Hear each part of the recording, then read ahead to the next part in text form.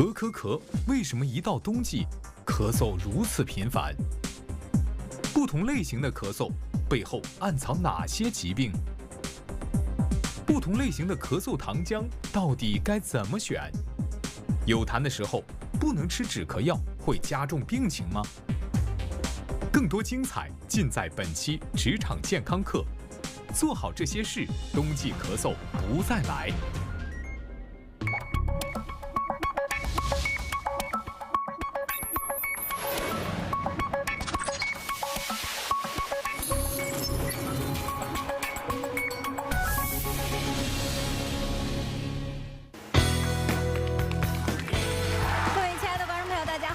收看由鲁南制药启达利金防克力独家冠名播出的职场健康课，中医古方治腺病，防治感冒就用启达利金防克力。我是主持人一楠。好，节目一开始呢，我们先隆重请出今天的专家团，有请。你好，梁医生。你好。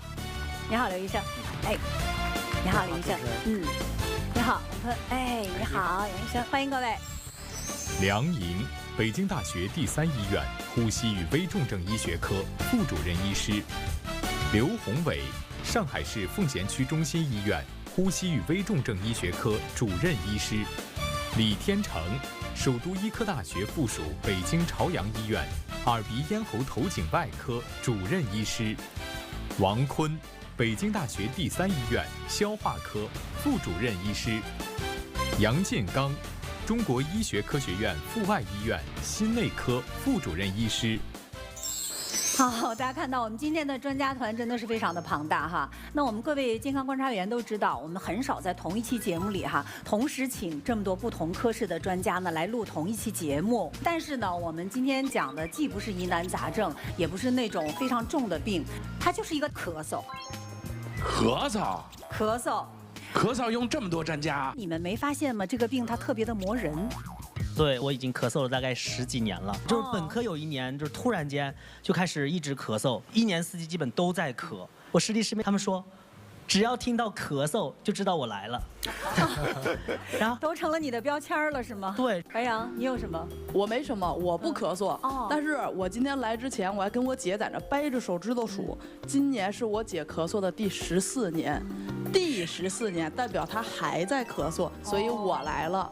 因为如果他一来，这真的就是全场只用听他咳嗽，行了，字幕就一个字儿咳，能打1天。特别严重是吗？非常严重，那基本就是一声挨一声的。那别人说，你这咳嗽咳2声得了呗，其实也不是。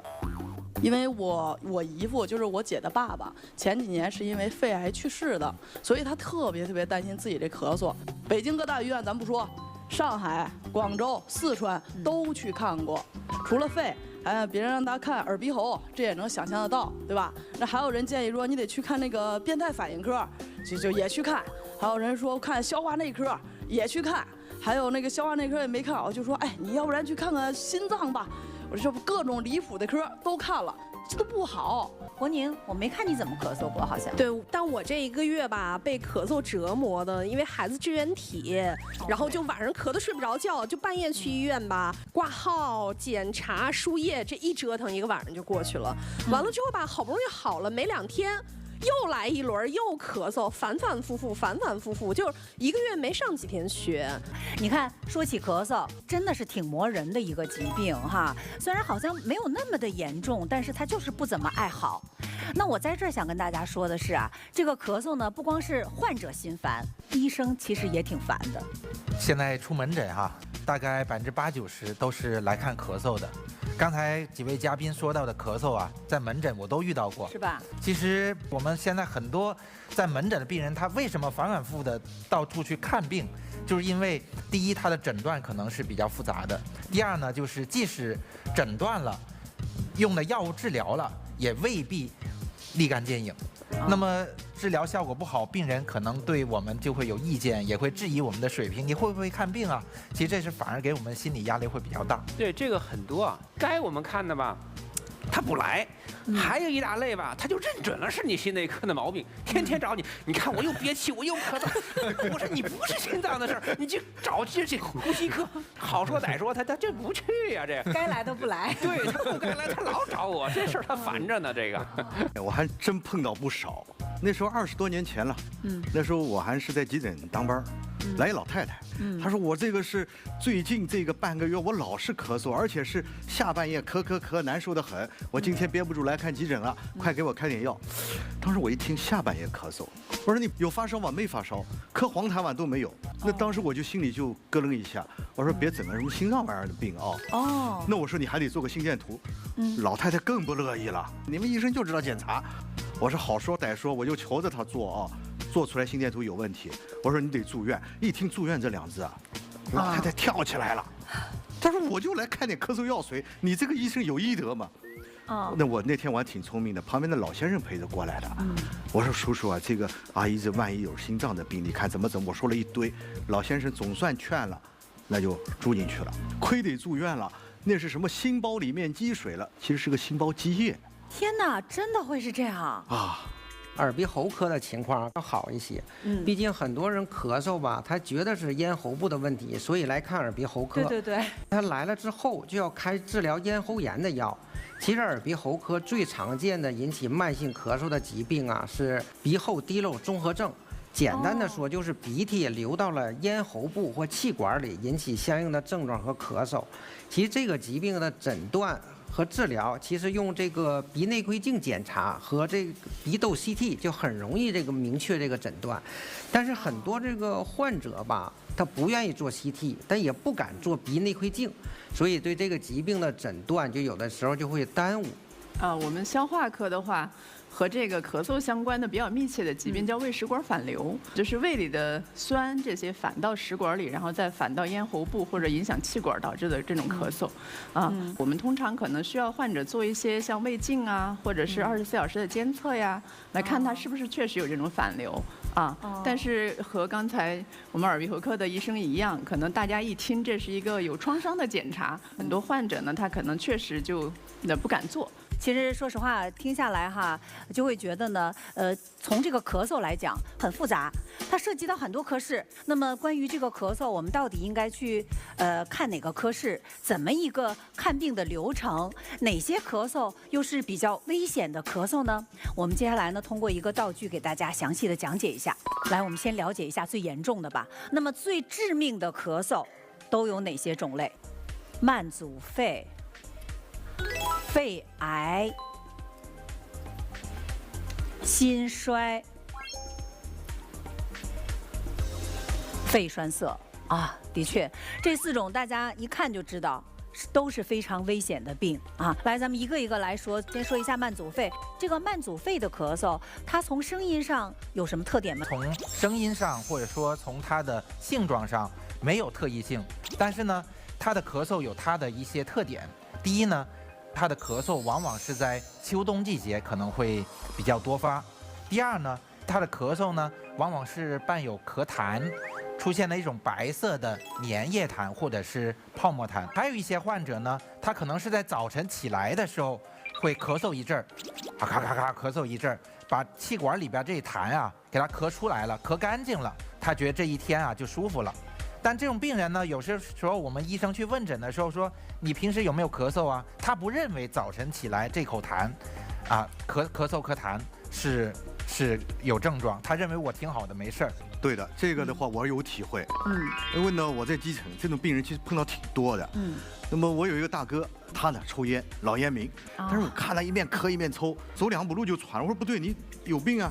就是做那肺功能，结果一做的话，那个重度。已经很严重了，对了，还不当回事儿呢。他说我就一点咳嗽啊，我怎么又得这个病了？太可怕了！既然说它是最致命的咳嗽，那么如果说这个慢阻肺这个病没有被及时发现，那最后会发展成什么样？那么到了最严重的时候，他可能在平时吃口饭、穿个衣服都会觉得气喘，甚至到了最后他只能卧床，这样呢严重影响他的生活质量，而且呢也会大大的缩短他的预期寿命。所以说啊，你看这个咳嗽虽然听着不是很严重的病，真要及时看，万一要是这个疾病发展到最后就很危险了。那个慢阻肺通常是看您的那个科吗？是呼吸科，对吧？对啊，好，那我们再说下一种吧。最致命的咳嗽，肺癌。那肺癌的咳嗽有什么让我们一下就能辨别出来啊？它有可能是肺癌，有特点吗？肺癌引起的咳嗽跟它肿瘤所生长的位置很有关系。如果说它的肺癌是长在比较大的支气管，它导致的这个支气管出现了狭窄，甚至是阻塞，那么咳嗽就会出现那种相对高调的那种金属音，哐哐这种。哦，带金属音。那么外周型的肺癌，往往它可能不会压迫大的气管和支气管，因此呢，它的咳嗽呢，有些时候，跟普通的，比如说有点气管炎啊，或者有点肺炎性咳嗽，可能没有什么太大的差别。确实啊，肺癌很多病人就是一咳嗽。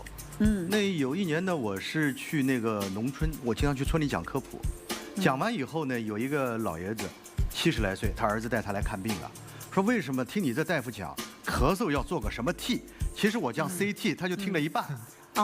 但是呢，我说你为什么要做这个 CT 啊？他说你一说了，那咳嗽不好，咳了时间才要做这个什么 T， 我都咳了7、8个月了，过年开始就在咳，我还抽烟呢。哎呀，那我说你前面这为什么不来早点来看呢？他说哎呀，我那咳嗽嘛，我饭又吃得下，身体挺好啊，我就喝点咳嗽药水就行了。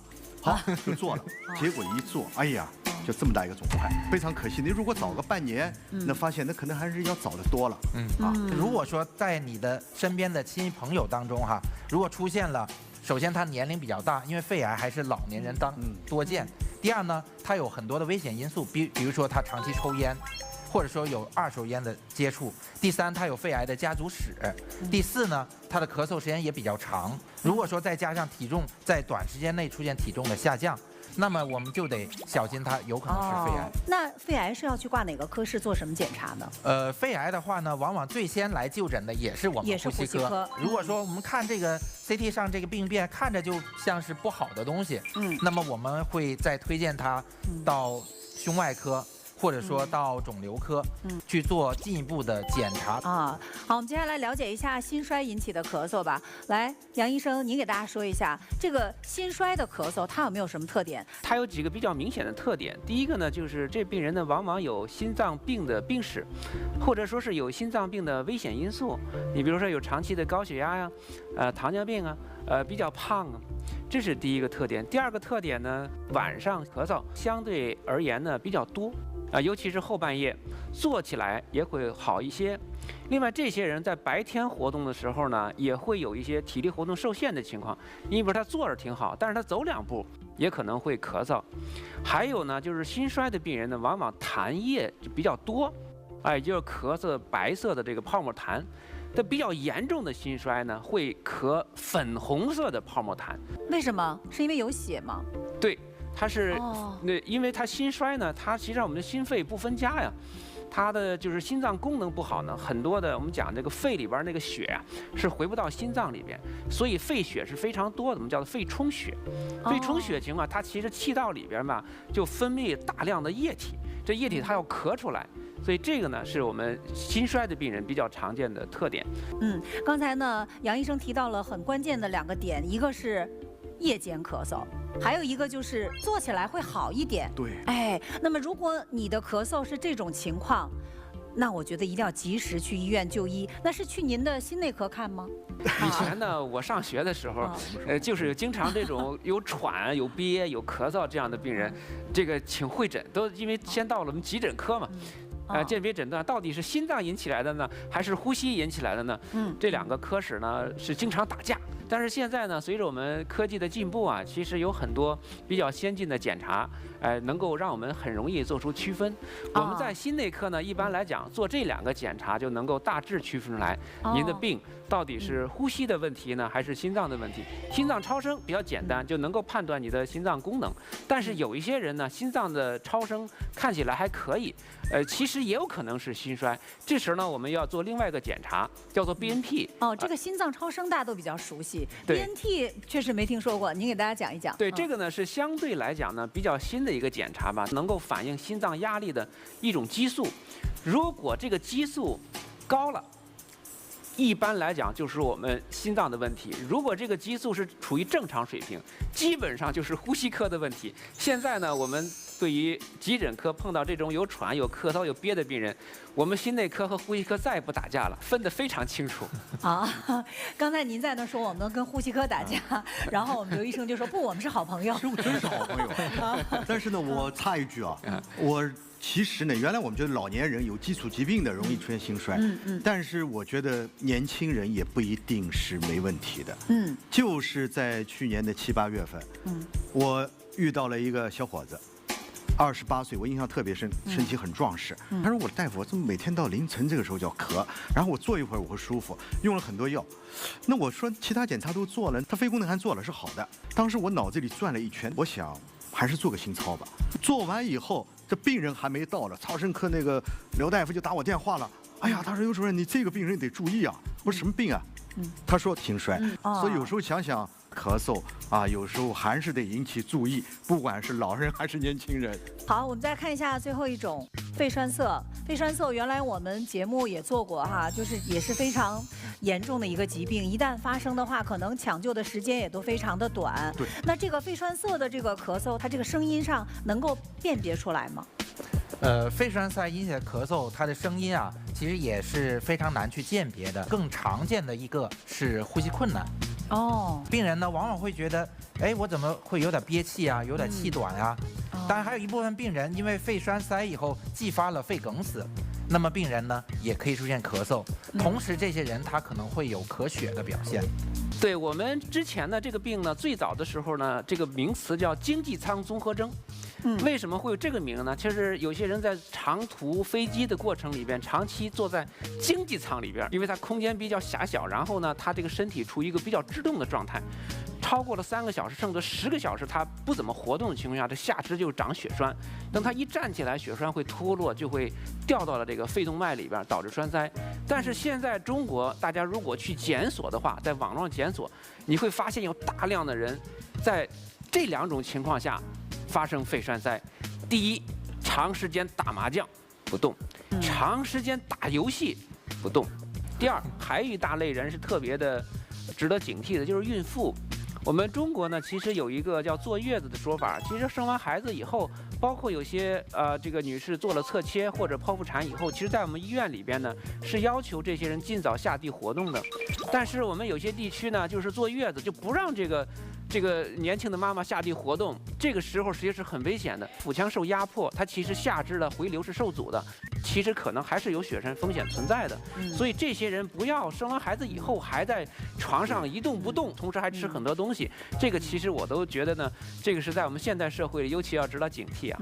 总之就是久坐不动或者久躺不动都容易引起肺栓塞，还是很危险的。大家一定要引起足够的重视哈。那这个肺栓塞这个疾病的话，应该是去哪个科室看？如果你是比较急的这些胸闷，伴有咳嗽，这些最好呢还是要看急诊科。先去急诊，因为这个肺栓塞呢，它这个病比较急，比较怎么说比较凶险，所以呢，关于这个呢，几位专家就谈得多了一些。但是无论怎样，这4种最危险的咳嗽哈，如果发生在您身上了，别犹豫，一定要第一时间的马上去医院。好，了解了最致命的咳嗽，我们再了解一下最常见的咳嗽是哪些种类呢？感染后的咳嗽，这里边我们注意有一个后，这个后代表是什么？感染好了之后的咳嗽，它往往是在这种比如说急性的上呼吸道感染、咽喉炎、气管炎、感冒后，那么这感染这种炎症，虽然说是随着你药物治疗也好，或者是你的免疫系统把这些病原微生物都清除了也好，反正这感染的炎症是好了，但是呢，剩下这咳嗽老是前言不愈。那这种咳嗽有什么特点？是不是干咳呀？干咳多是吧？但是呢，也有部分呢会伴有咳痰的。而且呢，往往就是这种咳嗽啊，越咳越厉害，只要一勾起来那种咳嗽，就会咳得不停。然后他老觉得嗓子啊或者气管那就有口痰。我不把这口痰咳出来呢，我这个咳嗽就止不住。是吧？大家可能都有这种体会。是。而且一旦我把这口痰咳出来，发现其实也真的不是那种一大口黄痰，往往可能就是一点泡沫，或者是泡沫里边带点白色的东西。对。这种呢，其实就是感染后咳嗽。还有一部分呢，可能是白天可能不怎么咳嗽，上着班上着学，哎，这个他不咳，或者说这个注意力我不放在这儿，他可能不咳。但到了晚上，准备躺下睡觉了，哎，这时候呢可能会觉得，哎，我这嗓子怎么不舒服？然后呢痒痒的，然后之后慢慢就开始咳嗽越来越厉害，直到你这一晚上咳嗽，导致你失眠了。这种情况其实也是非常的常见的。这个我有体会啊。我不瞒大家说，我今年这个6、7月份的时候就有过这么一回。哦，你也咳了？一开始呢有点低烧，有点咳嗽咳痰，后面呢做这个 CT 呢肺炎了，一测是个支原体肺炎，就吃点药，后面好了。这好了嘛，烧也退了，都好了，结果就开始嗓子痒咳嗽。干咳痒，那我自己心里有数，那就是一个感染后咳嗽吧。结果有一次看门诊，我在那边病人来咳嗽，我就咔咳，病人看着我，大夫我来。你怎么比我还重啊，大夫？你也咳嗽？我说也咳嗽。那你咳了多久？我说咳了1个月了。那你怎么不好啊？我说我后面我就跟他说了，其实我不能吃那止咳药，我吃那犯困，我看不了病。后来到底咳嗽了多久啊？我咳了2个月。哎呦，这时间真的是挺长的。我这正好有一张图啊，这是电子显微镜下显示的咱气道上皮黏膜这个纤毛，但是感染之后，比如说感冒之后，这层纤毛啊就被破坏了，就是咱上气道的屏障就破坏了。这个破坏之后，如果要修复，需要8周。8周。这也能解释为什么有的时候那个感冒后遗性的咳嗽要持续2到3个月。没错，确实也像刚才咱们耳鼻喉医生说的，就是这个感染呢好了，但是呢这个纤毛是吗？它这个修复需要一定的过程的，所以这个患者还不能着急，不能说哎呦医生你是不是给我开的药不好啊？为什么我还在咳嗽？它就是需要大概4周到8周才能够修复好。2个月，我就咳2个月呀。2个月准的好了，对了啊，跟书上写的一样，是吧？那您看现在呢，正在这个流感高发期，再加上您刚才提到这个支原体感染，对，各种病毒呢汇在一起了，好多小朋友都感染了。那想问一下几位医生哈，为什么这个小孩感染了，我怎么感觉好像症状更严重呢？为什么会这样？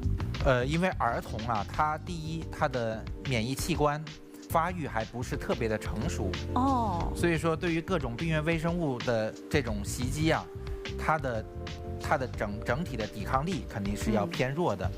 第二呢，就是儿童的呼吸道黏膜呀，跟小孩的皮肤一样那么脆嫩所以他说他一旦有感染的话，它其实容易发生这种炎症、水肿，分泌物也会相对比较多。第三呢，就是像儿童感染之后，他的咳痰的能力是比成人要弱的。咱们的呼吸道表面啊，它其实是有一层纤毛的。这个纤毛呢，是这种纤毛的规律的摆动啊，它是可以帮助我们把这种呼吸道里边的分泌物啊给它排出来，然后呢，最后通过痰液这样咱们再咳出来。但是呢，儿童的呼吸道上皮的这种纤毛啊还没有发育完善。第一，它的纤毛比较少；第二呢，纤毛的功能啊也不像成人那么完整。那么它的分泌物啊往往容易积存在它的气管、支气管里边。所以说呢，只要气道里边有分泌物，那小孩他就会出现这种反复的咳嗽。对，我就是孩子确实不会咳痰，基本上你看到小朋友都憋在嗓子眼儿，然后要么咽下去，要么有时候憋得都哭起来。是，对于有一些特殊的人群，那么我们还是要提高警惕的。一类就是年龄特别小的孩子。一类呢，就是年龄特别大的老人，老弱啊，就两头。因为这2部分人群呢，它共同的特点就是它的身体的免疫器官是功能，一个是没有完全成熟，一个呢是已经在退化，所以说一旦发生感染啊，有可能它会出现迁延。你比如说一个老人，他可能平时身体都挺好，但是呢90多岁，他可能一个感冒就有可能会诱发各种的问题，可能先出现的就是肺炎，之后呢可能会出现心脏的问题，肺炎以后感染了，心衰了，之后呢可能还会出现肾脏的问题，出现急性的肾功能衰竭，甚至呢可能会出现因为严重的感染导致了脓毒症，甚至出现休克。所以说呢，对于一些高龄的老人来说，感冒的早期我们可以先观察。如果说我们观察2天到3天，病人的情况没有好转，比如说体温还是持续的高热，病人吃不下饭，胃口很差。第3呢，出现神志的改变，原来很精神一个老人，哎，突然间嗜睡了，或者说甚至出现这种淡漠了、昏睡了这种情况，那么我们还是要及时的把病人要送到急诊室来去进行进一步的检查和治疗。对，梁医生这个提醒太重要了。对于老人和孩子，如果超过2天症状没有缓解，还是一定要及时的上医院去找医生看一下。对。好，那最常见的咳嗽，除了我们说的这个感染后的咳嗽，差不多是每个人都经历过的，还有没有其他种类呢？其实我们平时很多病人这些检查全做了，都没问题，这还真不是咱们呼吸科的问题。是的，那就要交到我们耳鼻喉科和消化科了，是吗？我认为是的，我也认为是的。来，2位给介绍一下，出现什么类型的咳嗽，就要去您的耳鼻喉科去看了，而不是去呼吸科。我们这个慢性咳嗽啊，必须要有一些鼻部的症状，比如鼻子堵，黄涕，头痛，这是相应的鼻子的症状，才能考虑到有可能是鼻后滴漏。其实鼻咽喉是人体的门户，在这个鼻腔、咽喉的黏膜下方还有大量的腺体，它在不停地分泌一些粘液。正常情况下呀，咱们鼻腔每天要分泌800到1000毫升的液体啊，这么多，就像我手里的2瓶水。所以我们会有这么多鼻涕吗？每天？是的。那都去哪儿了？我们并没有流出来啊。一部分就是我们不知不觉的时候咽到了胃里，还有一部分对滴入的空气起到湿润的作用，这都是正常的，我们平时也体会不到。但是，一旦鼻腔鼻窦出现了问题，这个就会产生大量的异常的分泌物。这个图很形象，这里鼻腔的异常分泌物，大家可以看到，这是黄色的，比如这都是鼻腔感染之后形成的脓性分泌物。如果正常的没关系，咱们就咽了。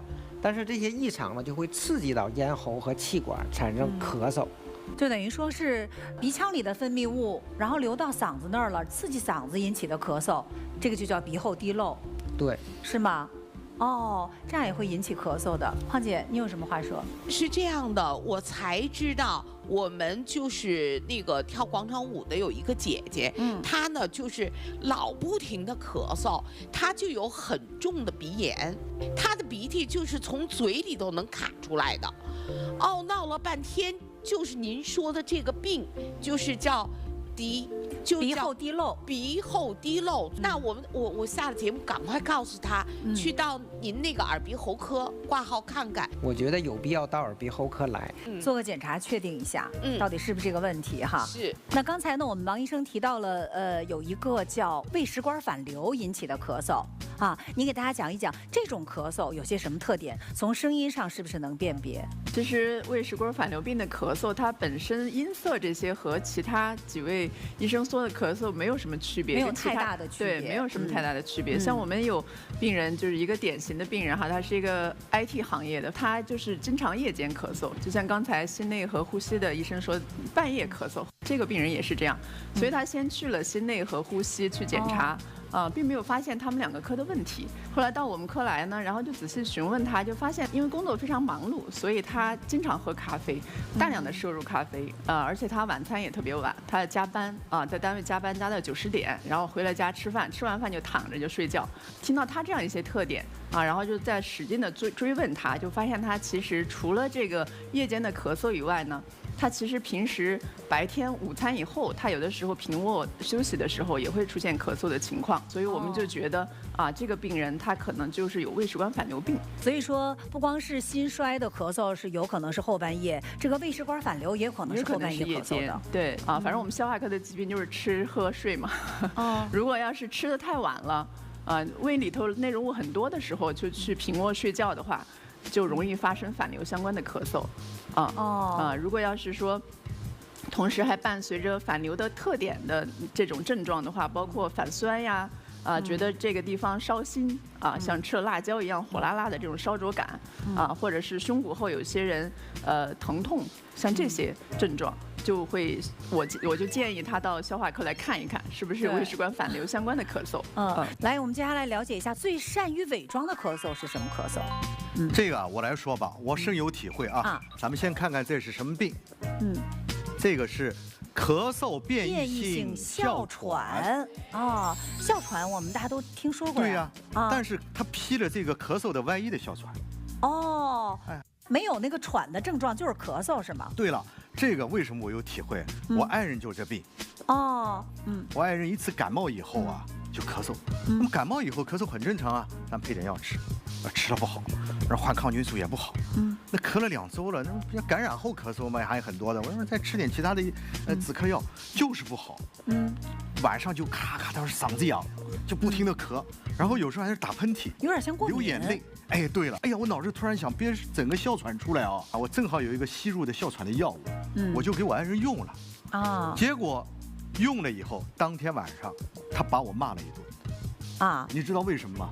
为什么不早点给我用？对了，他说你有这么好的药，你不给我用，你让我咳了整整1个半月。我说自己爱人都治好了，还在埋怨我一顿。但是我后面痛定思痛，我觉得确实是这样。我们有时候啊，可能不太关注，就以为一个咳嗽嘛，是个气管炎嘛什么。但是它有一些症状你也注意了，尤其是一些呼吸道的一些像这个过敏性鼻炎的症状，眼睛痒啊这些症状，过敏的症状。第二个呢是一个刺激性的一个干咳，嗓子痒。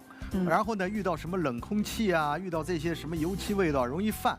那夜间呢，其实是躺下就咳，但不是下半夜咳，就躺下就咳得睡不着觉。然后呢，这个咳嗽呢，如果说你1个月不好，同时呢排除了一些像咳黄痰、浓痰，或者说影像学 CT 发现这个什么炎症，这些都排除了，包括咱们前面那些特别重的病都排除了。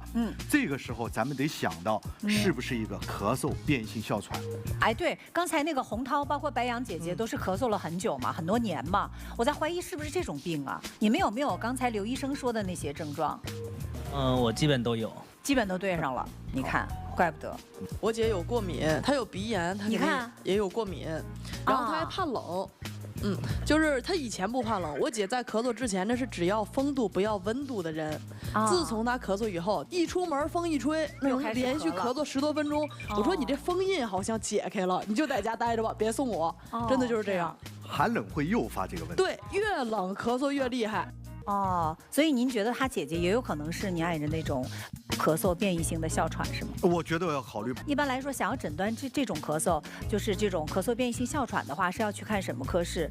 看呼吸科呀。呼吸科就可以了，不是去看那个过敏的那个变态反应科。变态反应科也可以。其实呢，我们身体的一些小毛病啊，其实都是提示着很多的大问题。你像这个咳嗽，我觉得它应该就算是冰山一角吧。实际上，背后引起它的种种原因，才有可能是冰山的主体。今天刚才几位医生也都讲了很多的引起咳嗽的病因，所以大家一定要去及时的、正确的去鉴别出来到底是什么原因引起的咳嗽，才能够对症治疗，避免更严重的危险啊。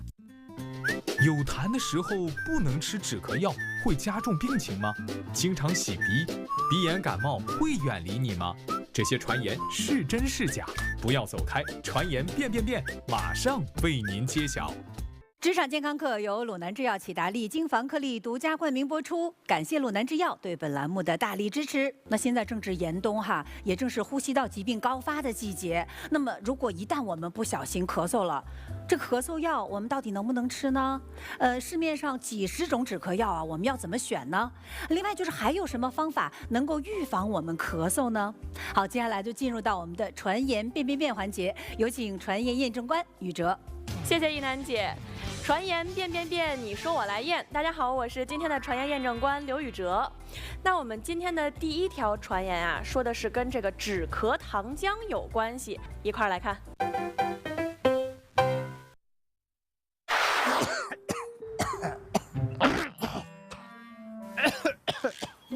我就要这止咳糖浆。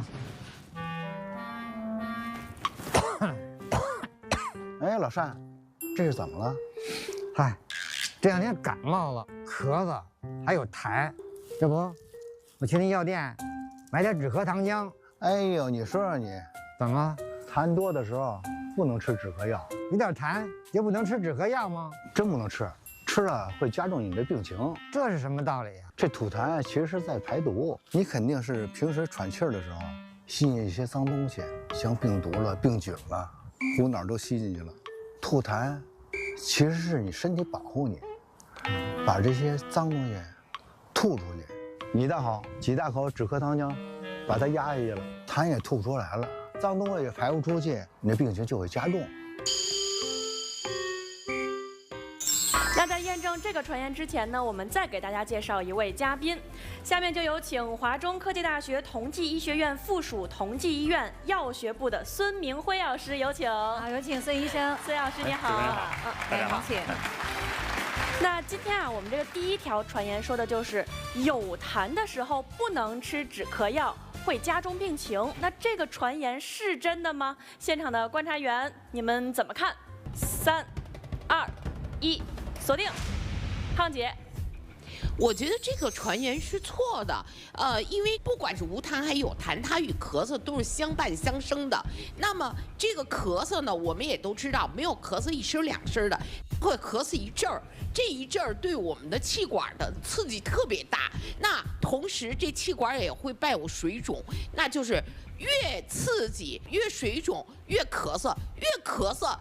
越刺激这个气管，那就好不了了。所以出现这种情况的话，就赶快止咳。你把咳止住了，那么最起码能让你的气管休息休息，你的病才能好得更快。那他说的对不对呢？要不要惩罚他？要不要喷他呢？我认为得喷。喷。哎，那就说明胖姐说的不对，那她哪儿说错了呢？对呀，难道不需要止咳吗？对呀，胖姐也不是说完全都错，只不过呢，这个她说的有点太过于绝对了。咳嗽它有些是干咳，有些是可能伴有咳痰。那么如果说这个咳嗽它就是因为呼吸道发生感染有炎症，那你这时候呢，如果气管里边的分泌物特别多，痰特别多。我如果这痰都沤在这个呼吸道里边出不来，它对你的病情能有好处吗？因此呢，对于这种跟感染相关的咳嗽，我们以尽可能的让呼吸道里边的这种分泌物排出来，这样你的感染才好得快。那你如果说这时候再加一个很强的镇咳药，我又不让他咳嗽，一方面对这种感染的控制它是不利的。第二呢，如果这种分泌物积存的多了，病人甚至会有这种窒息的风险。您的意思就是说，咳嗽，如果你给他用止咳药止住了，是有可能你的这个痰不容易排出体外，这样反倒更不容易让这个疾病更好的恢复。是的，但是另外一种咳嗽就是跟感染不相关的，比如说像刚才我们提到的，一些感染后咳嗽，就感染已经好了，但剩下的就是这种干咳。或者是像咳嗽变异性哮喘，是气道的敏感性增加所导致的，往往是干咳为主，基本上没什么痰。那么这时候呢，我们通过止咳药物来缓解这种咳嗽的症状，让我们感觉到舒服一点。这种情况是可以用止咳药物来缓解的。但是市面上有这么多种咳嗽药，那我们到底应该怎么去买呢？对啊，到底买哪一种呢？我们先来了解一下咳嗽的整个的发生过程。咳嗽呢，它就在我们的这个气管内壁啊，有很多分布了这个数量不等的感受器。有一个形象比喻，就像我们的侦察兵一样。那么它感受到气道有异物的时候呢，它就会向我们的呼吸中枢来发信号。呼吸中枢呢，就相当于作战司令部。那么作战司令部收到这个信号以后呢，就会通过传输神经呢来传达给我们的呼吸机、膈肌、支气管平滑肌。那么在这些肌肉群的协同作用下呢，我就会挤压我们的气道，咳嗽异物呢就随着这个气流啊就排出体外。实际上它是起到一个清理气道的这样的一个作用。我们通常呢把镇咳药分成2大类。第一大类呢就是中枢性的镇咳药，就是直接用药来抑制它的作战司令部。这类药呢，比如说我们可待因、另外一种呢就是右美沙芬，相当于这种中枢性的镇咳药是把它的这个作战司令部整个先给打掉了，就相当于不能让它具备这个作战功能了，就不能够向一线部队发号指令了。没有命令了，所以这个咳嗽这个任务就不执行了。对，第二种呢是外周性的镇咳药。那么外周性的镇咳药呢，主要的目的是把侦察兵和作战部队把它抑制住。比如说我们经常使用的纳克丁包括纳克丁糖浆纳克丁口服液那么它本身呢是具有局部麻醉作用的，它可以使我们这个痉挛的支气管平滑肌松弛下来，从而起到这个镇咳的作用。那像这两种药，哪种的我们是使用中枢的，哪种我们使用外周性的呢？一般化中枢性的镇咳药一般是属于强效的镇痛药就是咳嗽特别厉害的状态下。那么外周性的纳可丁呢，就效果稍微弱一点的镇咳药。我有一个姐姐，当时呢咳嗽她太厉害了，真的都要把肺咳出来了。听朋友说呢，就说可待因特别管用，我们就到了好多药店去，人说没有不卖，说你必须得上医院开。这么着我们就上了医院，那个医生就是犹豫再三，他确实给他开了，但是一再嘱咐说不能超过7天。那为什么医生要这么控制呢？因为可待因呢，在我们国家属于管制药品，它属于麻醉药品。因为长期使用呢会成瘾。那么这个呢，在2015年5月1日呢，开始呢就被我们国家药监局纳入了2类精神药品管理。是这样，它有依赖性，等于说是不得已而为之，但是就要控制吃的这个量和时长。对刚才也提到就咳嗽的原因，特别是这种起病也比较急的，自己也有一些发烧的表现，然后呢。咳嗽里边又伴有点分泌物，你不管是白痰也好，黄痰也好，有分泌物。那么像这种呢，往往就是起病在1周以内的我们考虑是感染性的咳嗽。那么在这种情况下呢，更多的我们还是希望是以化痰为主。通过化痰药，我们让痰液更加的稀释，更好排出来。那痰液排出来了，这种分泌物这个都排出来，脏东西排出来了，它的感染自然能好得更快了，然后咳嗽的症状也就没了。咳嗽症状也就能逐渐缓解了。只有那种过度的这种咳嗽的反射，才需要我们用这些镇咳的药物来缓解。就抓主要矛盾，看哪个更重要。是的如果咳嗽太严重了，实在是影响我们的这个生活和工作了，那么该用药也得用。优先会选择外周性的镇咳药。先不上最猛的，先不把司令部打掉。就是我个人的经验大多数情况下用这个外周性的镇咳药，比如说含纳可丁成分的这个镇咳药，应该是可以让大多数的患者他的咳嗽症状能得到减轻的。但如果说在外周性镇咳药已经使用了一段时间，仍然是没有达到比较好的止咳的效果，那么我们选择这个中枢性的镇咳药来缓解病人的症状。比如说我们可待因、右美沙芬。那说完了西医的止咳药，我们再来说说中医的止咳药吧。中药就相对来说要复杂一些了。为什么呢？我们中医讲究辨证施治，按照中医理论呢，通常见的把一些感冒呢分为风热感冒、风寒感冒燥邪感冒等等吧。那么对于风热感冒呢，这种症型的话呢，通常那个舌苔是偏黄的，痰比较黄。比较黏，风热感冒引起的咳嗽呢，我们经常用的像用菊枝糖浆。这个比较熟悉。风寒的呢？风寒感冒引起的咳嗽呢，痰比较多，然后呢，经常是流那种清鼻涕，或者是含有一些泡沫的那种清鼻涕，就是那种着凉的感冒。风寒风寒感冒引起的咳嗽呢，我们用的比如说这个半夏止咳糖浆我们的川贝止咳糖浆。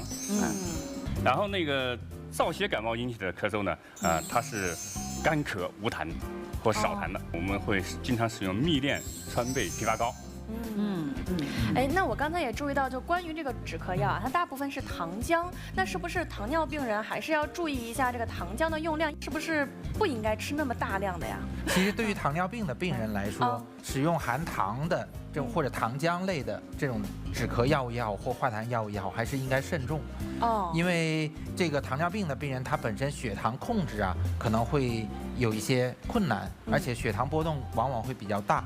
所以你用了这些含糖类的这些药物之后啊，对他身体本身也是不利的。对于糖尿病的患者呢，我们是优先选择其他的剂型，比如说口服液啊、片剂啊、胶囊啊，用于这种镇咳。对，就是我也想补充一下，就关于这个我们特殊的这个胃食管反流病相关的咳嗽哈，它其实和这个糖尿病病人一样，也是不太适用这种甜的，这种糖浆一类的啊，因为其实在这个胃食管反流病它发病的这个原理里面，就是甜食就会导致这个反流更加重。对对，像我以前有一个小孩的这个病人他就是咳嗽而且他反流挺重的，因为他其实在发育的过程中，这个贲门还没有发育好所以他这个反流很重，然后也咳嗽。他的妈妈呢给他开的这个咳嗽的药吃完了之后，有一种类型叫妈妈觉得孩子太苦了哈，他其实吃的是糖浆，但是妈妈觉得哎呀，我吃了这个糖浆，我还得给他一点甜的食物再吃点糖结果这个病人他在治疗过程中就反反复复一直不好最后才发现他咳嗽是因为这个反流引起来的所以我们后来给他改了这种剂型我们用了一些片剂然后最后也让他停止在服用这个药后的这个糖后面慢慢就好了。明白了，主要是这样了。止咳药到底该怎么选？咳嗽是人体自然的防御机制，能清除呼吸道里的分泌物或异物。在一般情况下，轻度的咳嗽会随着痰液或异物的排出而自然缓解，不必服用止咳药。如咳嗽时有痰且很难咳出，或者痰多者，应该以化痰为主，可选用氨溴索、溴己辛、乙酰半胱氨酸等。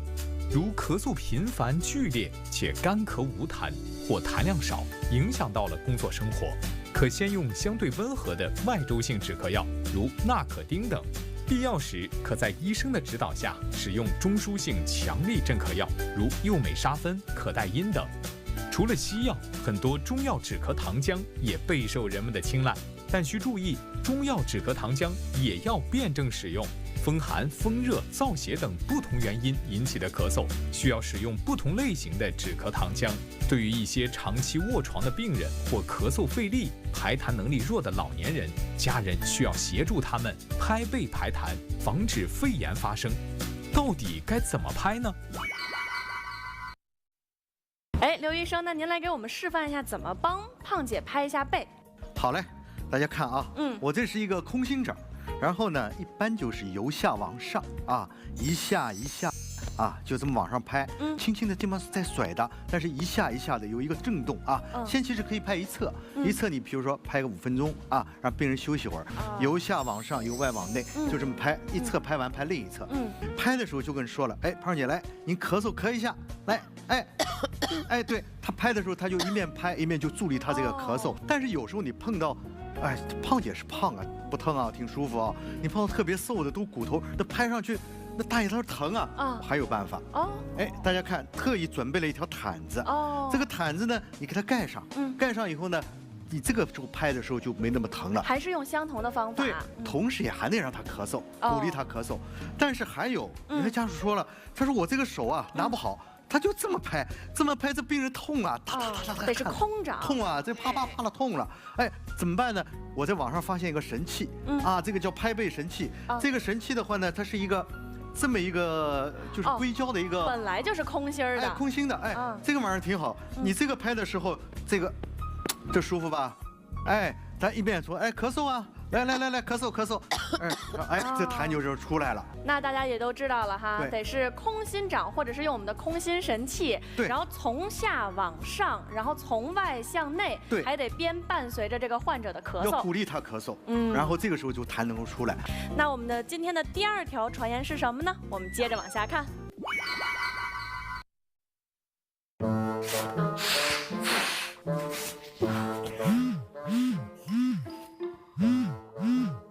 喂，你好点了吗？要不要给你带点吃的回去啊？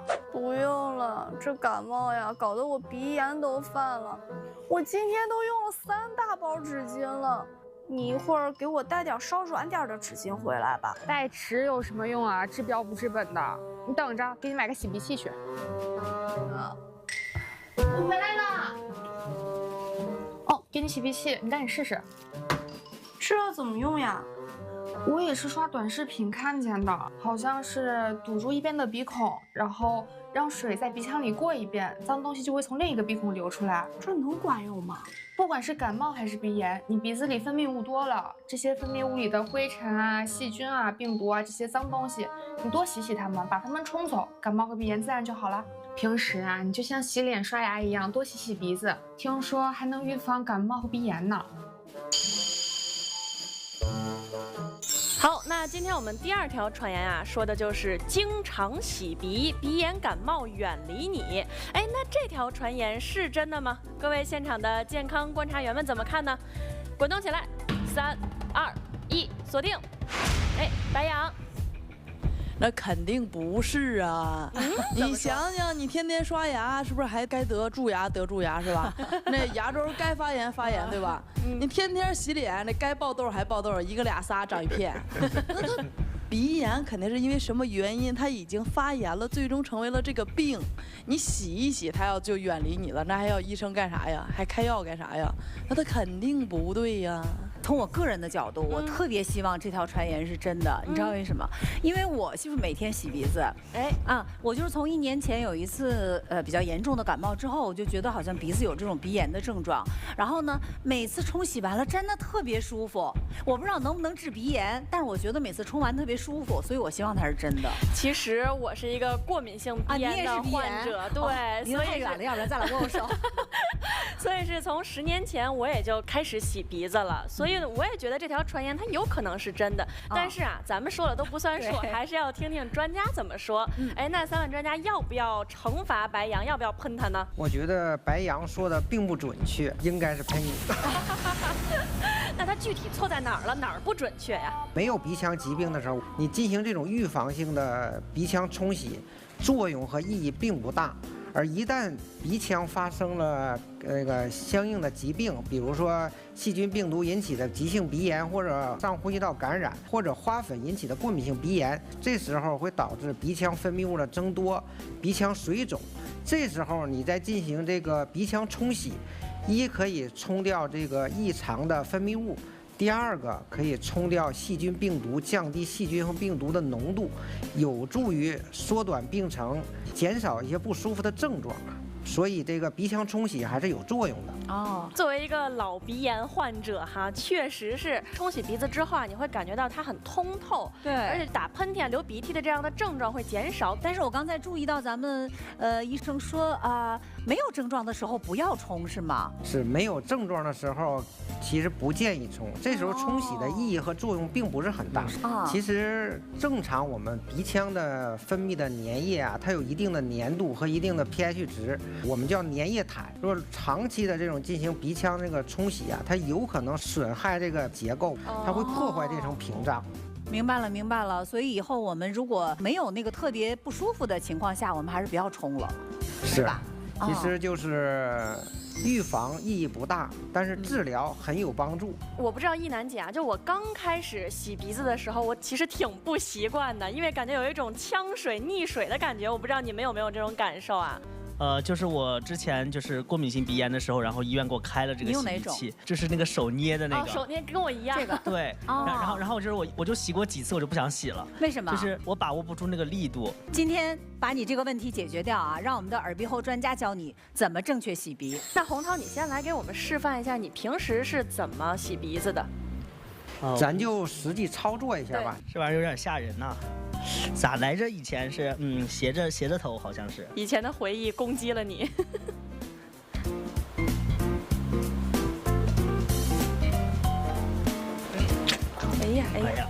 哎呀！洪涛的鼻腔还是比较通畅的，从一个鼻腔冲进去，从另一个鼻腔就流出来了。就完全是那个就是那个游泳池里面那个味道。那李医生他这样操作是对的吗？洪涛啊给我们讲了一些自己的感受。但其实最重要的一条啊，就是我们冲洗的时候要屏住气，这时候不能再吸气了，吸气可能就会出现呛水和溺水的感觉。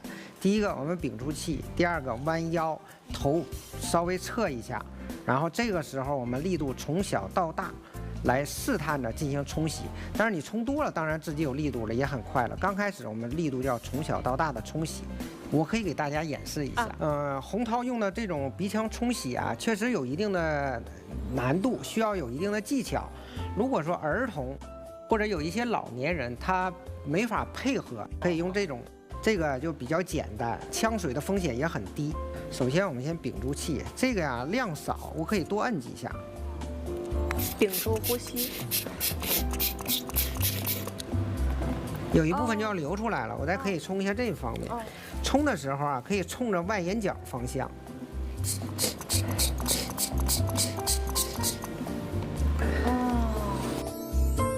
谢谢。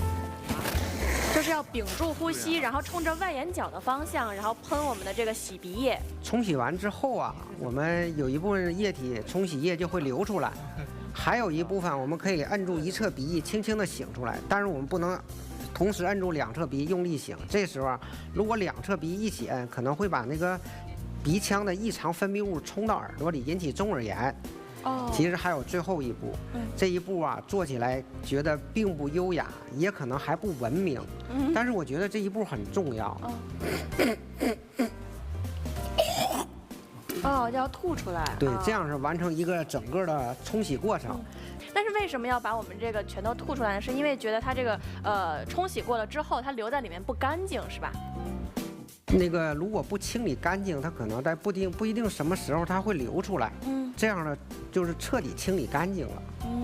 好，非常感谢李医生和洪涛。那今天我们传言就验证到这儿了。那我们广告之后马上回来，请各位医生再给我们继续分享一些关于我们咳嗽的一些小妙招。好，欢迎回来。那前面呢，我们聊了这么多形形色色的咳嗽哈。那节目的最后呢，想请几位专家呀，再给大家简单的总结一下哈，什么样的咳嗽必须马上上医院？那什么样的咳嗽呢？我们可以再观察观察这个咳嗽啊，到底是怎样的一个看病流程？咳嗽一定要排除重大疾病，比如说今天我们谈到的慢性阻塞性肺疾病，还有肺癌，还有心力衰竭，以及我们内科的一个危急重症肺栓塞。